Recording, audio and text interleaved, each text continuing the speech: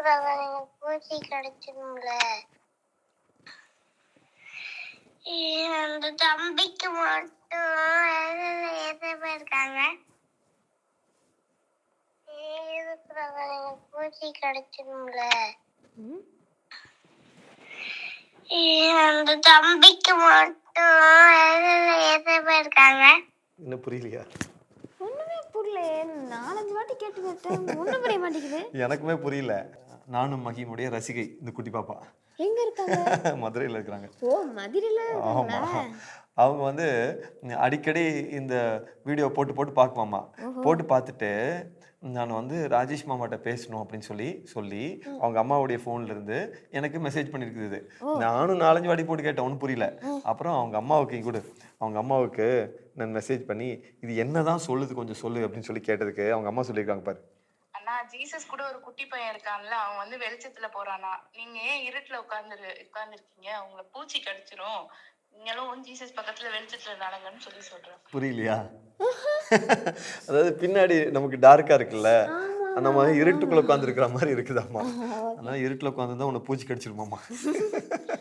அப்புறம் என்னன்னா, ரெண்டாவது ஜீசஸ் பக்கத்துல ஒரு பையன் உட்காந்துருக்கானாமா. அந்த பையன் வந்து வெளிச்சத்துல உட்காந்துருக்கானாமா. அதே மாதிரி நீங்களும் வெளிச்சத்துல உட்காந்துருங்க அப்படின்னு சொல்லியிருக்காங்க. அதனால இந்த வாட்டி நான் ஒரு முடிவு பண்ணிட்டேன். நம்ம பேக்ரவுண்டை வந்து இன்னில இருந்து நானும் மகிமில இந்த பாப்பாவுக்காக நம்ம வெளிச்சமா மாத்திரும். அந்த பேக்ரவுண்டை வெளிச்சமாக்கிடலாமா? ப்ளீஸ் சுவிட்ச் ஆன் த லைட். என்ன பாப்பா பின்னாடி வெளிச்சமா இருக்குதா? உனக்காகவே இன்னைக்கு இப்படி வெளிச்சமாக்கி இருக்கிறோம். டாடி, அவங்க அம்மாவுக்கு மட்டும் எப்படி புரிஞ்சிச்சு? நான் 4 வாட்டி கேட்டு பார்த்தேன், ஒண்ணுமே புரியல. எனக்கும் புரியல. அதுதான்டா மேஜிக்.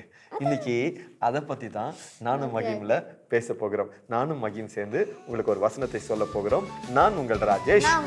வெல்கம் டு நானும் மகியும் ஜெருவா சேனல்.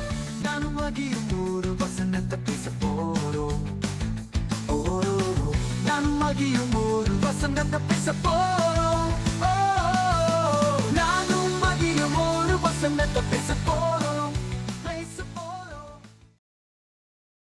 இன்னைக்கு நமக்காக நம்ம மகிமன் எபிரேயர் 4ஆம் அதிகாரம் 7வது வசனத்தை சொல்ல போறாப்ல.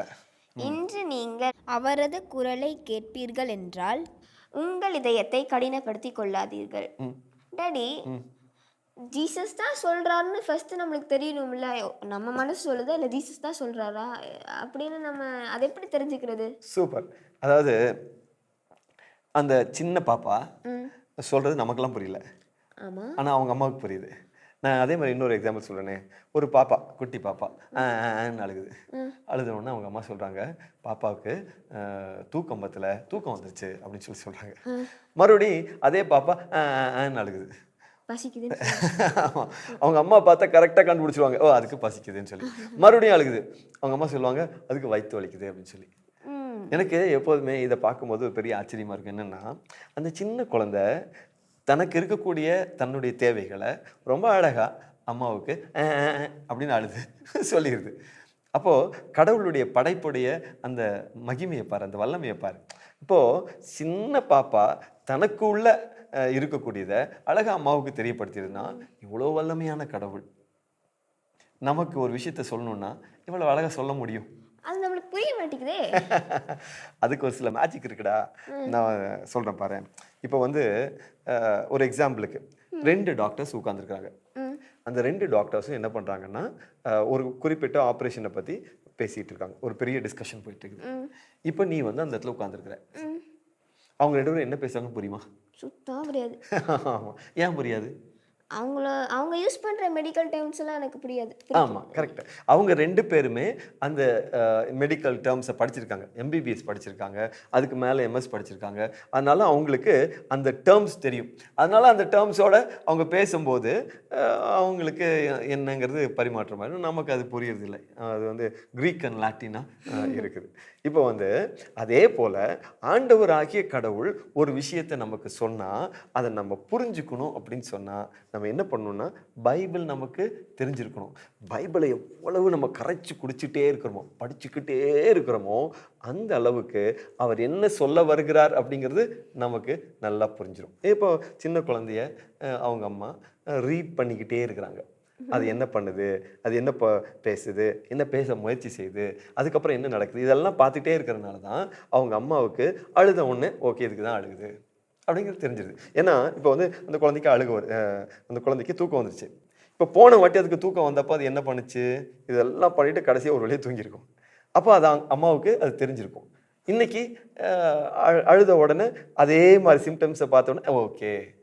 அதே மாதிரி நம்ம அதிகமாக விவிலியத்தை வாசிச்சிட்டோம்னா நமக்கு ஆண்டவர் என்ன பேச வருகிறாங்கிறது புரிஞ்சுக்கும். இன்னொன்று இருக்குது. இன்னொன்று என்னன்னா, இப்போ வந்து நம்ம நிறைய ஆண்டோடைய சமூகத்தில் உட்காந்துருக்கணும். குறிப்பாக டெய்லி ஆண்டோடைய சமூகத்தில் உட்காந்துருக்கணும். ஜோம் பண்ணிகிட்டே இருக்கும். என்ன விஷயம்னாலும் ஜோம் பண்ணணும். இன்றைக்கி ஒரு விஷயத்த செய்ய போகிறோன்னா அது சொல்லணும். இன்றைக்கி ஒரு விஷயம் நடக்க போகுதுன்னா அந்த விஷயத்தை குறித்து ஆண்டோட கூட பேசணும். இப்போ நம்ம ஜோம் பண்ணிக்கிட்டே இருக்கும்போது அவர் அதுக்கு ரெஸ்பாண்ட் பண்ணுறதை நம்ம கவனிக்க முடியும். அப்புறம் யோசிக்கணும், நேற்று நம்ம ஜோம் பண்ணமே அதுக்கு என்ன நடந்துச்சு, இப்படி நடந்துச்சுல்ல. அப்போது இப்படியே தொடர்ந்து நம்ம செஞ்சுக்கிட்டே இருந்தோம்னா அவர் எப்படி ரெஸ்பாண்ட் பண்ணுறாரு அப்படிங்கிறது நமக்கு தெரிஞ்சிடும். ஆட்டோமேட்டிக்காக வி வில் நோ. இப்போ வந்து இப்போ ஒரு குழந்தை இருக்குது. குழந்தைகிட்ட வந்து நம்ம அம்மா வந்து சொல்கிறாங்க, பாப்பா அம்மா சொல்லு அம்மா சொல்லு அம்மா சொல்லு அப்படின்னு சொல்லு. அது வந்து அம் அம் அம் அப்படிங்குது. இப்போ இதை கவனிச்சுட்டே இருக்கிறாங்களா, டெய்லி சொல்லிக்கிட்டே இருக்காங்க. அப்போது அடுத்த வாட்டி யாராவது வந்து வந்த உடனே இது வந்து அம் அம் அப்படின்னு சொன்ன உடனே அம்மா என்ன சொல்லுவாங்க, அம்மான்னு சொல்லுது. பிகாஸ் அவங்க இன்ட்ராக்ட் பண்ணிக்கிட்டே இருக்கிறாங்கல்ல. அதனால அந்த குழந்தை எப்படி அதுக்கு ரெஸ்பாண்ட் பண்ணுங்கிறது அம்மாவுக்கு தெரியுது. அதே மாதிரி நம்ம ஆண்டவரோடு இன்ட்ராக்ட் பண்ணிக்கிட்டே இருந்தோம்னா அவர் எப்படி ரெஸ்பாண்ட் பண்ணுறாருங்கிறத நம்மளால் ஆட்டோமேட்டிக்காக கண்டுபிடித்து கொள்ள முடியும். அதனால் நம்ம என்ன பண்ணணும்னா அதிகமாக விவிலியத்தை வாசிக்கணும், அதிகமாக ஆண்டுடைய சமூகத்தில் உட்காந்துருக்கணும். குறிப்பாக டெய்லி ஆண்டுடைய சமூகத்தில் உட்காந்துருந்தா அவர் என்ன சொல்ல வருகிறாருங்கிறத நம்ம புரிந்து கொள்ள முடியும். அதனால் நீங்கள் ஆண்டுடைய சமூகத்தில் காத்துருங்க, விவிலியத்தை அதிகமாக வாசிங்க. அப்புறம் பாருங்கள், உங்களுக்கே ஜீசஸ் உங்களுக்கு உங்களுடைய சூழ்நிலையில் என்ன சொல்ல வருகிறார் அப்படிங்கிறத நீங்கள் கண்டுபிடித்து விட முடியும். நாங்கள் போடுற வீடியோலாம் உங்களுக்கு புரியணும்னா நீங்கள் என்ன பண்ணணும், கட்டாயமாக சப்ஸ்கிரைப் பண்ணி வச்சுக்கணும். ஏன்னா நீங்கள் எல்லா வீடியோவையும் பார்த்துட்டு இருந்தால் உங்களுக்கு நல்லா புரியுமில்ல. அப்புறம் ரெண்டாவது ஒரு விஷயம், நீங்கள் பார்க்குற வீடியோ உங்களுக்கு மட்டும் பிரயோஜனமாக இருந்தால் பார்த்தாது, மற்றவர்களுக்கும் பிரயோஜனமாக இருக்கணும். கட்டாயமாக ஷேர் பண்ணுங்கள். மறக்காமல் லைக் பட்டனையும் அமுத்திடுங்க. ஆமாம். அப்புறம் உங்களுக்கு இந்த வீடியோ பிரயோஜனமாக இருந்துச்சா ஒரு சின்ன கமெண்ட் போடுங்களேன்.